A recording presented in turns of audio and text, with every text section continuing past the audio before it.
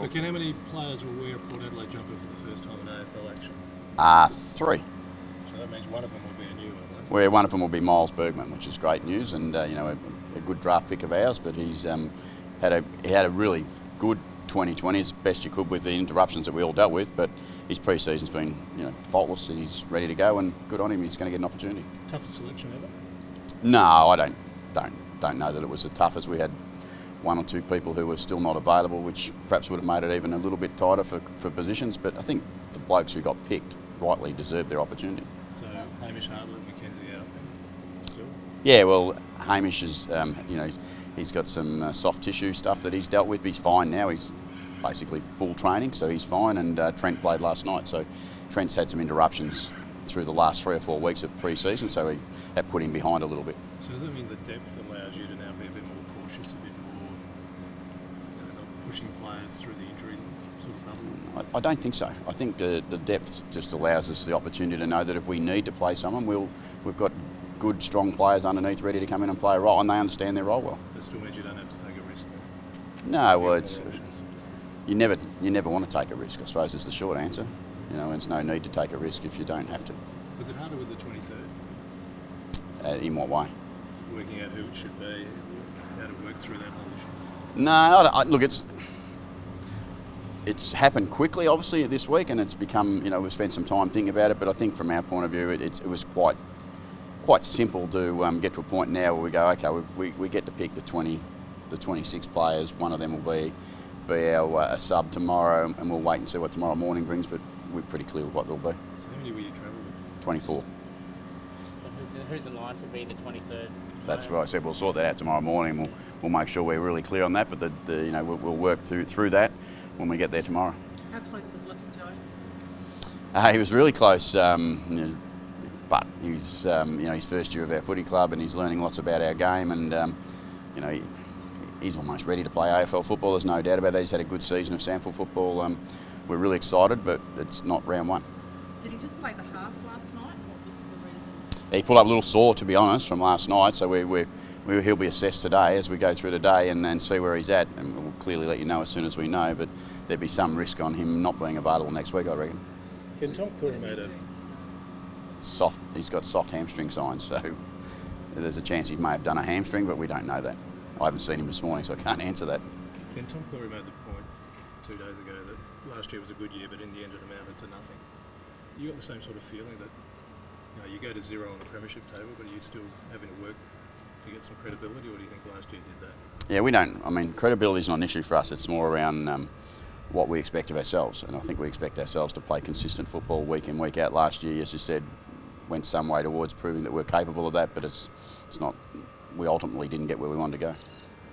Was it a tough decision between Mitch and Todd, or was Todd once he was fit? Yeah, look, I think there's some, as I said before, the depth of our club at the moment and our squad, and every squad probably at this time of the year you get there with pretty healthy lists, so it does test.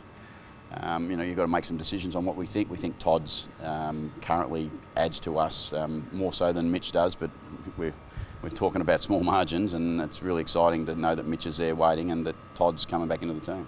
Is it one of Willem, Drew or Tom Rockcliffe at this stage for tomorrow? I might as well go through the whole team nearly now, isn't it? Drew is probably going to play. Yeah, Drew is probably going to play, and I think Rock's probably going to be at some point to be a chance to play as well. So we'll go through all that, but without absolutely declaring everything right here and now, we'll work through. We'll get through captain's run. We'll get to Melbourne. We'll see how we travel. We'll see how we pull up in the morning, and we'll be pretty clear once we get there. Willem had had some really tough injuries to overcome, but he seems this pre-season seems to be showing why he's so highly rated.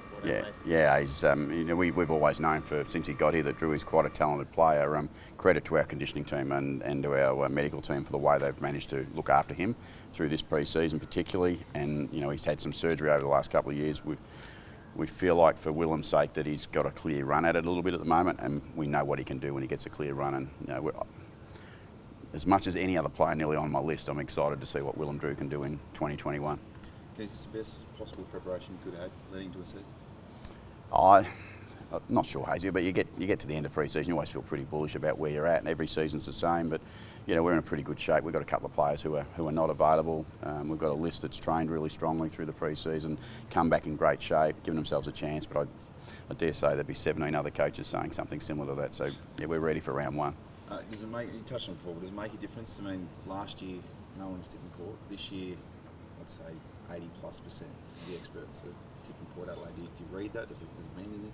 No, and I appreciate, as I've said in the past, I appreciate the opinions. That's what they are. They're opinions of other people, and whether they're right or wrong. At the end of 21, we'll have a better understanding of that, like we did at the end of 20 when everyone was saying we weren't perhaps getting where we wanted to go. So they're just opinions, and I'm very respectful of those opinions because they're usually coming from very knowledgeable people. So doesn't change the way we approach what we do, though. So maybe in reflection we might be able to look back at the end of 21 and be, he was right, they were wrong. Miles has not only broken into a strong side, but he's had to do it while learning a new position from the one that he got drafted for. I mean, how much work has he put in? How far has he actually come back to get his way into the Port Adelaide squad? Oh, he's just worked consistently from the time he got here. We made some early decisions on Miles and what we thought, and looking at his skill set that we drafted him for, we always thought that there was a real potential that he could play some wing, half forward, but we also realised that he had some weapons that we like in our half backs almost. Our backline players who can kick the ball really well, compete in the air successfully, and has got some real wheels. So we were pretty optimistic that he'd probably start his career at halfback. It's good that he's going to get in there and start in a position that we train him for. Riley Bonner seems to be one of those players that's taken the challenge of learning in a second position and seems to have pushed himself into the team now. Yeah, it's just goes to show that with Miles coming in, Riley quite easily could have been the halfback flanker, but what he's been able to do up on the on the wing for us so far this pre-season is really exciting. So we look forward to having a really flexible team, and if we've got that allows players to play. Have you changed at all, Ken, the way you go about it? Do you change based on how the season No, goes? I just want to win. No, that's all I've changed. I want to win. I want to keep winning. The team wants to keep winning. We learn as coaches. If you don't learn, you disappear. And I think from my point of view, personally, I reflect regularly. I reflect on what's gone on in the past, and I look forward to the future. But I know that I'm a better coach today than I was at any time in the last 8 years. That's what I should be. Ken, how does that relationship between coach and doctor change with the 23rd man? Is there even more pressure on the doctor now than ever before? I would hope not. I don't know about other clubs. I can only talk about the relationship that I have with my doctors, and they know they're in charge of medical decisions, and that I'm going to trust them, and that's what I do. And at some point, you would like to expect that there'll be some challenging decisions, but the doctor will make the right decision, and we'll respect the decisions that he makes, and we'll move on. We're really good, I think, as a footy team that you play your role, I'll play my role, and we let people do that, and I think that's really important. Just North Melbourne, any chance of any complacency? Most are predicting they'll be vying for the wooden spoon. Yeah, we respect everyone in this competition, and we know North Melbourne, new coach. We're not sure, what Nobes will bring, and they'll have full of energy and ready to go, and it happens all the time. What we suspect might or might not happen is not what actually always happens. So for us, I have one thing to control, and that is our urgency and our energy and our intent to play the way we need to play. If we do that well, I'm confident about whoever we play that we can beat them. And I know you touched on it briefly before, but given the depth that's in the squad at the moment, where does Tom Rockcliffe sit? I mean, he's in the 24 today. I mean, do you see him being in and out of the side, or is it a kind of testament to how much you got in there that he isn't guaranteed a spot? I'm going to help you. I'm going to take you away from Tom Rockcliffe, and I'm going to take you to the squad. We've got a squad mentality here about who's going to play, and everyone who's in form and deserves to play will play. No player has got any extra right or any extra opportunity not to play. They're going to all be available to play, and Tom, I expect, will play. Tom played, I'm not sure everyone's taken too much note, Tom's been a really successful player for us over his journey. I think we like to try and put lines through people. I'm not that type of coach. I like to give them their opportunity, but they're going to have to earn their spot. That's the main part of their credibility is play well enough to get picked.